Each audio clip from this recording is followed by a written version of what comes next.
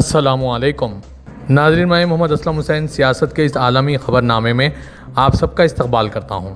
پیش ہے آج کی کچھ اہم خبریں۔ انڈونیشیا کے فوجی سربراہ نے آج جمعے کے روز بتایا کہ انڈونیشیائی فوج نے اقوام متحدہ کے عبوری فورس یونیفل میں خدمات انجام دینے کے لیے 744 فوجی لبنان روانہ کر دیے۔ یہ تعیناتی ایک ایسے وقت میں کی گئی ہے جب اسرائیل کی جانب سے جنگ بندی کے باوجود اس مشرق وسطی کے ملک پر تقریباً روزانہ کی بنیاد پر حملے جاری ہیں۔ انڈونیشیا 2006 سے یونیفل کے لیے اپنے دستے بھیج رہا ہے۔ انڈونیشیا نے یہ سلسلہ اس وقت شروع کیا تھا جب دوسری لبنان جنگ کے بعد اقوام متحدہ کی سلامتی کونسل نے اس مشن کے دائرہ کار میں توسیع کی تھی تاکہ لبنانی فوج کو ملک کے جنوبی حصے پر کنٹرول برقرار رکھنے میں مدد مل سکے، جس کی سرحدیں اسرائیل سے ملتی ہے۔ انڈونیشیائی فوجیوں کا یہ نیا دستہ گروڈا کنٹینجنٹ میں پہلے سے خدمات انجام دینے والے اس گروپ کی جگہ لے گا، جس میں 748 اہلکار شامل ہیں اور جن کی مدت ملازمت جلد ختم ہونے والی ہے۔ انڈونیشیائی مسلح افواج کے سربراہ جنرل آگوس سیبانٹو نے آج جمعے کے روز انسٹاگرام پر ایک پوسٹ میں کہا کہ یونیفل گروڈا کنٹینجنٹ کے 744 اہلکاروں کو لبنان کے لیے الوداع کیا ہے۔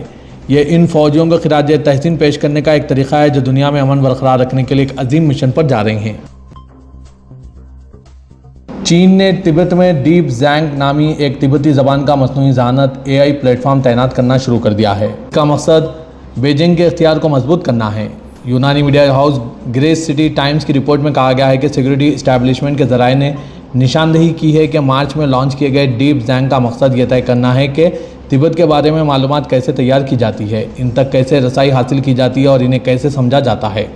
چینی حکومت نے خطے میں مصنوعی ذہانت پر مبنی متعدد اپلیکیشن متعارف کرائے ہیں اور انتظامیہ حکومتی خدمات کو ڈیجیٹل طور پر اس انداز میں فراہم کرنا چاہتی ہے جو مذہب اور گورننس جیسے سیاسی طور پر حساس موضوعات پر سرکاری موقف کے عین مطابق ہو۔ امریکی صدر ڈونلڈ ٹرمپ نے بحرین کے بادشاہ حمد بن عیسیٰ الخلیفہ کے نام ایک خط میں خلیج خطے میں سیکیورٹی اور استحکام کو یقینی بنانے کے لیے واشنگٹن کے پختہ عزم پر زور دیا۔ عرب نیوز نے بحرین نیوز ایجنسی کا حوالہ دیتے ہوئے رپورٹ کیا کہ صدر امریکہ ڈونلڈ ٹرمپ نے بین الاقوامی قوانین کی ایرانی خلاف ورزیوں کے جواب میں بحرین کے قومی اتحاد و یگانگت کی بھی تعریف کی۔ 28 فروری کو ایران کے خلاف امریکہ اور اسرائیل کی فوجی مہم کے آغاز سے اب تک بحرینی فضائی دفاعی نظام نے ایران کی طرف سے داغے گئے کم از کم 188 بیلسٹک میزائلوں اور 477 ڈرونز کو فضا میں ہی روک کر تباہ کیا۔ بحرین، جہاں امریکی بحریہ کی سینٹرل کمانڈ ان 5ویں بحری بیڑے کا ہیڈ کوارٹر موجود ہے، ان 10 ممالک میں شامل تھا جنہیں ایران نے میزائل اور ڈرون حملوں کا نشانہ بنایا۔ تاہم اس ملک نے تہران کے خلاف امریکہ کی قیادت میں ہوئی کسی بھی براہ راست فوجی کارروائی میں حصہ نہیں لیا۔ امریکی صدر ڈونلڈ ٹرمپ نے کہا ہے کہ وہ اپنے بڑے بیٹے کی شادی میں شرکت کی کوشش کریں گے، مگر ایران جنگ کے باعث یہ موضوع وقت نہیں ہے۔ فرانسیسی نیوز ایجنسی AFP نے کہا ہے کہ امریکی میڈیا کے مطابق 48 سالہ ڈونلڈ ٹرمپ جونیئر اس ہفتے کے آخر میں دوسری بار شادی کے بندھن میں بننے جا رہے ہیں اور وہ بہاماس میں بیٹینا اینڈرسن سے شادی کریں گے۔ تاہم اس دوران صدر ٹرمپ ایران کے ساتھ اپنی غیر مقبول جنگ کے خاتمے کے لیے ایک معاہدے پر کام کر رہے ہیں، جس کے باعث ان کی مقبولیت میں کمی آئی ہے اور نومبر میں ہونے والے وسط مدتی انتخابات سے قبل مہنگائی کے معاملے پر ووٹرز میں غصہ بڑھا ہے۔ ڈونلڈ ٹرمپ نے اوول آفس میں صحافیوں سے گفتگو کرتے ہوئے بیٹے کی شادی میں شرکت کے حوالے سے پوچھے گئے سوال پر کہا کہ وہ چاہتے ہیں کہ میں جاؤں، یہ ایک چھوٹی سی نجی تقریب ہوگی اور میں جانے کی کوشش کروں گا۔ انہوں نے کہا کہ میں نے کہا ہے کہ یہ میرے لیے مناسب وقت نہیں ہے، میں اس وقت ایران سمیت دیگر معاملات دیکھ رہا ہوں۔ امریکی صدر نے کہا کہ وہ اس بات سے بھی باخبر ہیں کہ وہ اگر جنگ کے دوران شادی میں شرکت کرتے ہیں تو میڈیا اس کو کیسے پیش کرے گا، جبکہ جنگ تاحال تعطل کا شکار ہے۔ میڈیا رپورٹس کے مطابق امریکہ نے اعلان کیا ہے کہ وہ ایران کے ساتھ جنگ کی وجہ سے تائیوان کو $14 بلین کے ہتھیاروں کی فروخت عارضی طور پر روک رہا ہے۔ واشنگٹن DC میں سینیٹ کے اپروپریشنز ڈیفنس سب کمیٹی کی سماعت کے دوران گفتگو کرتے ہوئے قائم مقام نیوز سیکریٹری ہینگ کانگ نے اپنے اس فیصلے کی وضاحت کی۔ انہوں نے اس بات پر اصرار کیا کہ امریکی فوج کے پاس اب بھی کافی مقدار میں میزائل اور انٹرسیپٹرز موجود ہیں، جبکہ دوسری طرف گولہ بارود کے گرتے ہوئے ذخائر کی رپورٹس پر جانچ پڑتال بڑھ رہی ہے۔ انہوں نے کمیٹی کے اراکین کو بتایا کہ اس وقت ہم یہ عارضی وقفہ اس لیے کر رہے ہیں تاکہ اس بات کو یقینی بنایا جا سکے کہ ہمارے پاس ایپک فیوری کے لیے درکار گولہ بارود موجود ہو، جو کہ ہمارے پاس کافی مقدار میں ہے۔ ہم صرف یہ یقینی بنا رہے ہیں کہ ہمارے پاس ہر چیز موجود ہو، لیکن جیسے ہی انتظامیہ ضروری سمجھے گی غیر ملکی فوجی فروخت دوبارہ شروع کر دی جائے گی۔ نیٹو کے سیکریٹری جنرل مارک روٹے نے آج جمعے کو کہا کہ اتحاد ایک مضبوط راستے پر ہے اور بتدریج ایک ہی اتحادی پر انحصار کو کم کر رہا ہے۔ سویڈن میں نیٹو کے وزرائے خارجہ کا ایک سربراہ اجلاس منعقد ہوا۔ روٹے نے ملاقات سے قبل صحافیوں سے کہا کہ ہم جس راہ پر گامزن ہیں وہ ایک مضبوط یورپ اور ایک مضبوط نیٹو ہے۔ اس بات کو یقینی بناتے ہوئے کہ ہم وقت کے ساتھ قدم بقدم صرف ایک ہی اتحادی پر اتنا انحصار نہیں کریں گے جتنا ہم طویل عرصے تک کرتے رہے ہیں۔ روٹے نے کہا کہ یہ تبدیلی امریکہ کو دیگر ترجیحات پر توجہ مرکوز کرنے کے لیے زیادہ گنجائش دے گی. ہم یورپی اتحادی دفاعی اخراجات بڑھائیں گے. انہوں نے مزید کہا کہ یہ ضروری ہے کہ نہ صرف اس لیے کہ آپ جو خرچ کر رہے ہیں اسے امریکہ کے ساتھ یکساں کیا جا سکے، بلکہ اس بات کو بھی یقینی بنانے کے لیے کہ اپنے دشمنوں کے خلاف دفاع کے لیے جو کچھ درکار ہے وہ ہمارے پاس موجود ہو. مشرق وسطی میں جاری کشیدگی کے خطے میں اتھل پتھل مچی ہوئی ہے. سیاسی تبدیلیوں کے ساتھ ساتھ دیگر حرکیات تیزی سے تبدیل ہو رہے ہیں. کون کس کے ساتھ ہے اس تعلق سے نئی لکیر کھینچ رہی ہے. تیزی سے بدلتے منظرنامے اور سیکورٹی خدشات کے بیچ یہ بھی دیکھا جا رہا ہے کہ کچھ ممالک نئے اتحاد کی تلاش میں سرخاتیں کر رہے ہیں تو کچھ تعلقات عام کرنے سے کترا بھی رہے ہیں، جیسا کہ اسرائیلی وزیراعظم بنیامین نیتنیاہو کے متحدہ عرب امارات کے خفیہ دورے کے تعلق سے دیکھا گیا. سفارتکاری میں یہ لمحہ عجیب اور حیران کن تھا.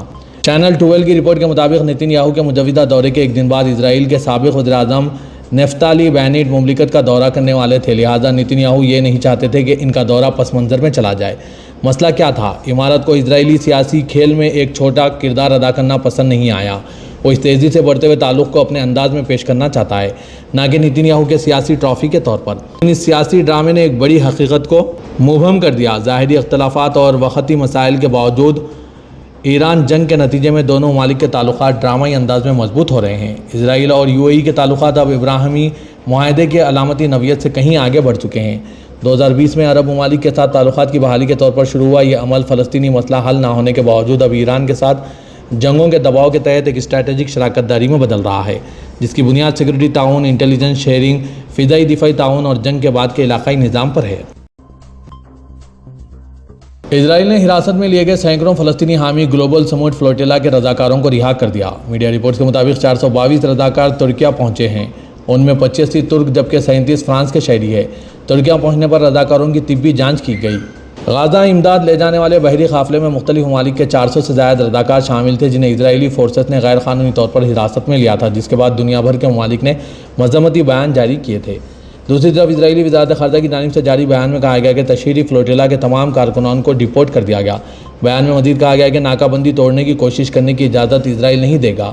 واضح کہ اسرائیل ناکہ بندی توڑ کر غزہ امدادی سامان پہنچانے کی کوشش کرنے والے سموٹ فلوٹیلا کے زیر حراست رضاکاروں کے ساتھ کیے گئے ناروا سلوک کی ویڈیوز جاری ہونے کے بعد اسرائیلی قومی سلامتی کے وزیر ایتمر بن گویر کو عالمی سطح پر شدید تنقید کا سامنا ہے. ان ویڈیوز میں رضاکاروں کو ہتھکڑیوں میں جکڑے ان پر بیٹھے دیکھا گیا. ان ویڈیوز کے منظر عام پر آنے کے بعد مختلف ممالک اور انسانی حقوق کی تنظیموں نے اسرائیلی وزیر کے رضاکاروں کے ساتھ حد سلوک کو انسانی وقار کے منافی قرار دیا. امریکی وزیر خارجہ مارکو روبیو نے کہا ہے کہ ایران کے ساتھ تنازع کو روکنے کے مقصد سے ہو رہے مذاکرات میں کچھ معمولی پیش رفت دیکھنے میں آئی ہے، جبکہ اس کے ساتھ ہی انہوں نے اپنے نیٹو اتحادیوں سے واشنگٹن کی ناراضگی کا بھی اظہار کیا.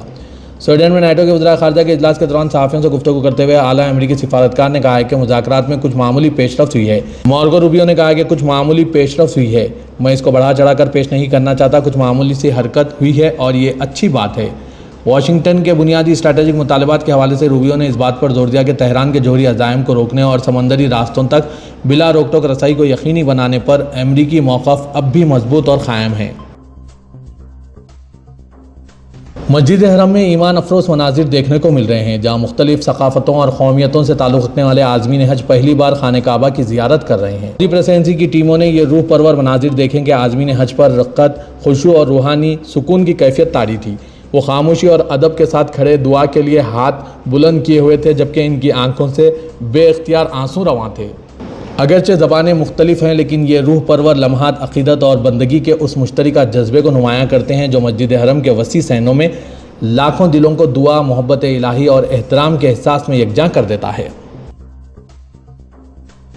اقوام متحدہ نے کہا ہے کہ میاں بیوی میں علیحدگی سے متعلق طالبان حکومت کا نیا حکم نامہ منظم امتیاز کو مزید مضبوط کرتا ہے اور افغان خواتین و لڑکیوں کے حقوق کو کمزور کرتا ہے.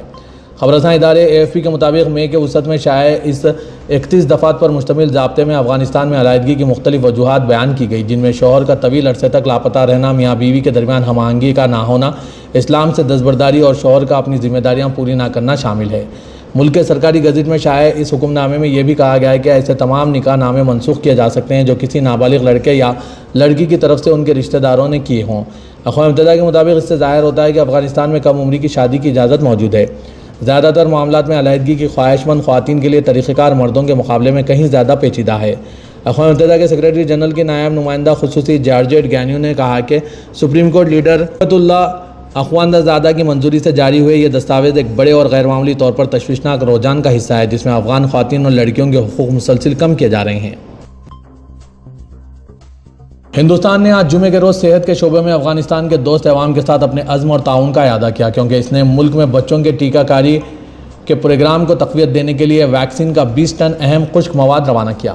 Social media platform X پر ایک پوسٹ میں اس حوالے سے تفصیلات بتاتے ہوئے وزارت خارجہ کے ترجمان رندھیر جیسوال نے مزید کہا کہ امدادی سامان کی مزید کھیپیں بھی راستے میں ہیں۔ بھارت نے کابل کو BCG اور ٹیٹنس کی ویکسین کے لیے 20 ٹن اہم خشک مواد پہنچا دیا تاکہ افغانستان میں بچوں کی ٹیکہ کاری کے پروگرام کو وسعت دی جا سکے۔ مزید کھیپیں بھی راستے میں ہیں۔ بھارت صحت کے شعبے میں افغانستان کے دوست عوام کی مدد کے لیے پرعزم ہے۔